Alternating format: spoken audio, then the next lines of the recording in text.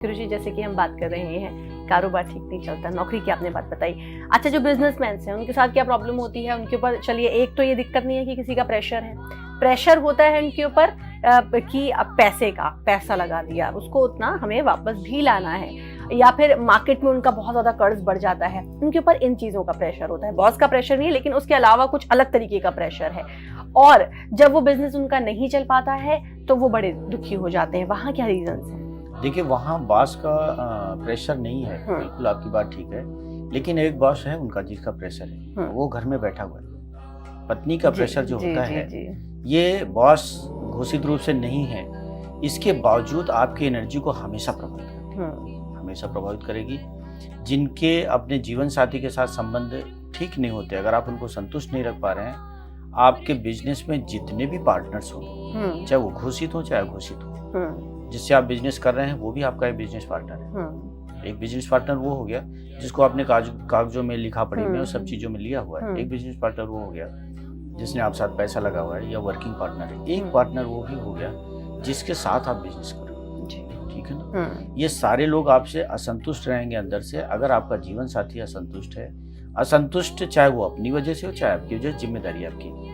आप ये कह के नहीं बच सकते हो कि उसका मिजाज ही ठीक नहीं रहता, उसके संस्कार ठीक नहीं, वो हमेशा लड़ती रहती है या हमेशा चिड़चिड़ाती रहती है या वो अपनी तरफ से हम पे हावी होती रहती है। ये सारे रीजन्स नहीं चलने वाले। रीजन कोई भी आपका नहीं चलेगा। वहाँ जो चलेगा वो चलेगा समाधान। आप उसकी एनर्जी को ठीक करो, उसके मणिपुर चक्र को ठीक करो, नर चक्र को बड़ा कर दो, उसके मन में प्रसन्नता पैदा हो जाएगी, उत्साह पैदा हो जाएगा, आपके प्रति सम्मान पैदा हो जाएगा, और फिर वो किसी भी कीमत पे आपकी एनर्जी को नहीं छेड़ेगा। अगर वहां से एनर्जी छेड़ी जा रही है तो बिजनेस में फिर आपको लॉस है।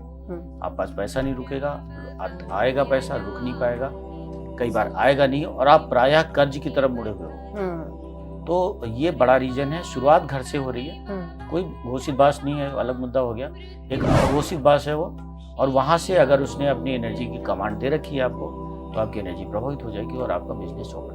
सबकॉन्शियस माइंड में हमारे रहता है कहीं ना कहीं कि सबकॉन्शियस माइंड में हम रख लेते हैं। सबकॉन्शियस माइंड में पहुंच पाने वाली चीज नहीं है। सबकॉन्शियस माइंड में जो चीज पहुंचा के लोग रखते हैं, मेरे पास बहुत से लोग आते हैं और आते ही रोना शुरू कर देते हैं। बहुत से पुरुष ऐसे आते हैं, ऐसे फूट के रोते हैं कि बाहर, हमारे केबिन के बाहर तक लोग सुनते हैं कि क्या हो गया, गुरुजी ने मारा पीटा क्या केबिन में बैठ के। लेकिन वो फूट के रो रहे होते हैं, और इसलिए रो रहे होते हैं कि उनकी पत्नी उनको दुखी कर रही है। अच्छा, हाँ, कि नहीं अब तो हम मर जाएंगे और आत्महत्या कर लेंगे, और बस बच्चों का मुंह देख रहे हैं, वरना अब तक तो हम आत्महत्या कर चुके होते हैं। इस तरह उन्होंने अपने सबकॉन्शियस माइंड में प्रोग्रामिंग की है कि मेरी पत्नी खराब है, अच्छा, अब अच्छी नहीं हो सकती। हाँ, जब तक आप अपने सबकॉन्शियस माइंड में अपने विचारों से उसको अच्छा नहीं करेंगे, तब तक अच्छी नहीं हो सकती है। आप उसकी एनर्जी को ठीक करो, अपनी एनर्जी को ठीक करो, अपने विचारों में उसको एक अच्छे जीवन साथी की कल्पना करो, फिर वो ठीक होनी शुरू हो जाएगी। फिर जैसा आप चाह रहे हो वैसी हो जाएगी।